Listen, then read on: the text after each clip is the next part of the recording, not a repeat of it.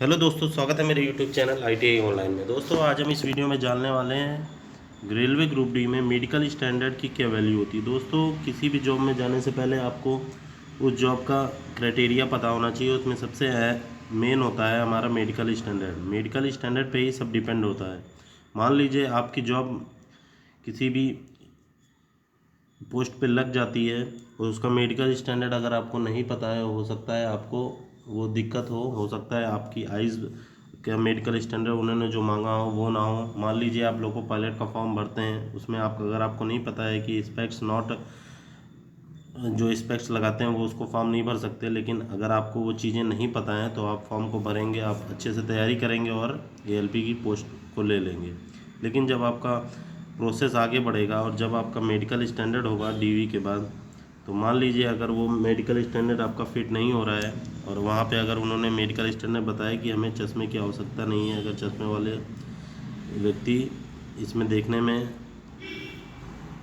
नहीं सकते सही से, तो उस वजह से वहाँ पे प्रॉब्लम हो जाती है और आपको वहाँ से डिस्क्वालीफाई कर दिया जाएगा। तो इसलिए मेडिकल स्टैंडर्ड बहुत ज़रूरी है। तो आइए डिस्कस कर लेते हैं ग्रुप डी में किस पोस्ट के लिए क्या क्या मेडिकल स्टैंडर्ड मांगा जाता है और मेडिकल स्टैंडर्ड जो हमारे होते हैं उसमें क्या क्या चीज़ें होनी चाहिए आपके पास उस पोस्ट को अप्लाई करने के लिए। तो सबसे पहला है हमारा A2 मेडिकल स्टैंडर्ड। A2 में मेडिकल स्टैंडर्ड सबसे अच्छा मेडिकल स्टैंडर्ड होता है। ALP के बाद उसमें A1 मांगा जाता है। तो हम यहाँ पे ग्रुप डी की बात करेंगे तो ये A2 मेडिकल स्टैंडर्ड है। यहाँ पे fitness, physically fit in all respect. और कौन कौन से रिस्पेक्ट में फिट होना चाहिए आपको दोस्तों? सबसे पहले डिस्टेंस विज़न आपकी कितनी होनी चाहिए? 6/9 और या फिर 6/9 विदाउट ग्लासेस होनी चाहिए। यानी कि यहाँ अगर ग्लासेस आपके पास है और डिस्टेंस विज़न अगर आपका 6/9 है, तब भी आप यहाँ पे मेडिकल स्टैंडर्ड पे को क्वालिफाई नहीं कर पाएंगे, क्योंकि यहाँ पे उन्होंने विदाउट ग्लासेस मांगा है, यानी कि बिना चश्मे के आपको 6/9 दिखना चाहिए। नियर विज़न इन्होंने 0.6 विदाउट ग्लासेस मांगी हैं, यानी कि बिना चश्मे के। यहाँ पे चश्मे वाले छात्र यहाँ पे अप्लाई नहीं कर सकते जिन्होंने भी स्पेक्ट्स हैं।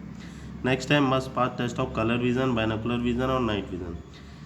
तो ये हमारा टेस्ट होता है कलर विज़न का, कि कलर में आपको कहीं दिक्कत तो नहीं है कलर पढ़ने में, या फिर यहाँ नाइट विज़न है तो रात में अगर आपको देखने में दिक्कत आती है तो यहाँ पे A2 स्टैंडर्ड आप क्वालिफाई नहीं कर पाएंगे।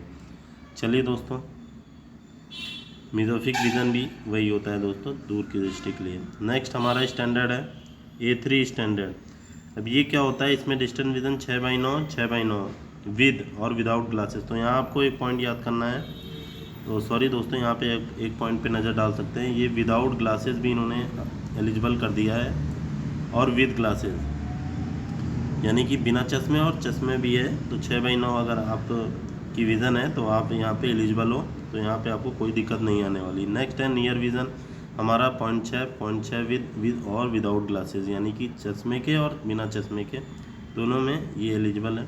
यहाँ पे भी वही टेस्ट होगा, colour vision, binocular vision, night vision और मिज़ोफिक विज़न। चलिए दोस्तों, नेक्स्ट है हमारा B1 पोस्ट स्टैंडर्ड। यहाँ पे है हमारा डिस्टेंस विज़न आपकी 6/9 या 6/12 होनी चाहिए। थोड़ी यहाँ पे रियायत दी गई है, विद और विदाउट ग्लासेस। यहाँ पे पावर ऑफ लेंस भी बताया है कि 4D से ज़्यादा नहीं होना चाहिए। अगर पावर ऑफ लेंस आपका 4D से ज़्यादा है तो भी आप यहाँ एलिजिबल नहीं होंगे, चाहे आपके 6/9 6/12 के क्राइटेरिया को फॉलो भी क्यों ना कर रहा हो। जैसे ही ऊपर था 2D था, यहाँ पे 4D कर दिया है एक्सीड। 6/9 या 6/12 आपकी आंखें होनी चाहिए। ये नॉर्मली सभी के रहती हैं, कुछ लोगों को ही दिक्कत रहती है, बाकी नॉर्मली यंग लड़कों में ऐसी दिक्कतें नहीं आती हैं। नेक्स्ट है नियर विज़न, जो हमारा 0.6 विद और विदाउट ग्लासेस, वन रीडिंग और क्लोज वर्क इज़ रिक्वायर्ड। यहाँ पे 0.6 होना चाहिए, ये लगभग सभी के रहता है, तो इस क्राइटेरिया पे हम ज़्यादा ध्यान नहीं देंगे। मस्ट ऑफ कलर विज़न आपके पास, बाइनोकुलर विज़न, नाइट विज़न और मिज़ोफिक विज़न, जैसा कि मैंने ऊपर बताया था। चलिए नेक्स्ट आ जाते हैं B2। ये दोस्तों जितने की नीचे की कैटेगरियां हैं ये लगभग सभी 95% लोगों की रहती हैं, जो भी यंग एज में रहते हैं, तो यहाँ पे दिक्कत इतनी नहीं आती है। तो ये हमारा B1 का क्राइटेरिया पूरा हो गया। यहाँ पे अब हम देखेंगे B2 के क्राइटेरिया को। ये है हमारा 6/9 6/12, ये सेम विदाउट ग्लासेस, और 4D ये सेम है। 4D से एक्सीड नहीं होना चाहिए। तो ये भी B2 भी लगभग सेम है। यहाँ पे बाइनोकुलर विज़न टेस्ट आपको पास करना होगा, जो कि नॉर्मली होता है सभी का। यहाँ पे C1 की पोस्ट के बारे में बात करें तो ये 6/12 6/18 है विद और विदाउट ग्लासेस। तो यहाँ पे भी ग्लासेस वाले कैंडिडेट अप्लाई कर सकते हैं। नियर विज़न इन्होंने 0.6 दिया है। अगर आपको डाउट है तो आप मेडिकल टेस्ट भी करा सकते हैं। तो ये नॉर्मली सभी का रहता है। नेक्स्ट आ जाता है C2, सबसे कम रहता है C2। यहाँ पे 6/12 का यहाँ पे इन्होंने मांगा है, नील विद और विदाउट ग्लासेस। तो यहाँ पे ज़्यादातर छात्रों का रहता है, तो यहाँ पे कोई दिक्कत नहीं आती। ये नियर विजन 0.6 कंबाइंड विद और विदाउट ग्लासेस यहाँ पे भी इन्होंने बताया हुआ है।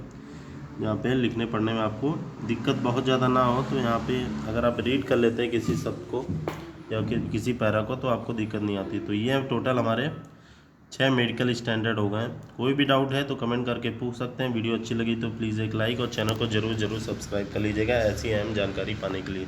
चलिए मिलते हैं नेक्स्ट वीडियो में। ओके, जय हिंद।